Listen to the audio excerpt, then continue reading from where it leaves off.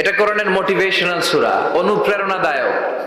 এই দুইটা সূরা অনুপ্রেরণাদায়ক। ফাইন্না মাআল উসরি ইউসরা, আল্লাহ বলেছেন ফাইন্না মাআল উসরি ইউসরা, কষ্টের পরেই আছে সুখ। কষ্টের পরেই আছে সুখ। আমাদের জীবনে সুখ বেশি, কষ্ট কম। কয়দিন না খেয়েছিলাম, কয়দিন বিপদে পড়ছি, কয়দিন ডাকাইতে ধরছে, এক মাসের মধ্যে অসুস্থ থাকি কয়দিন আর সুস্থ থাকি কয়দিন, এটা হিসাব করে না। অসুস্থ যে ছিল খালি এটা খেয়াল রাখে, আছে না নাই? তার মানে ইন্না মাআল উসরি ইউসরা, দুঃখের পরে আছে সুখ, মোটিভেশন। প্রাণটা আবার উদ্বেলিত হয়ে ওঠে, তাই তো আসলে তো দুঃখের পরে সুখ। এজন্য কষ্ট যখন পাবেন, অসুস্থ যখন হবেন, ওইখানেও আনন্দ করবেন, কারণ সামনে আরাম আসতেছে। সুবহানাল্লাহ পড়ে। মুমিনের হারাবার কিছু নাই, দুঃখ পাওয়ার কিছু নাই। মুমিন অসুস্থ হলে অসুস্থতার মাধ্যমে তার রোগের মাধ্যমে তার গুনাহ ঝরে যায়।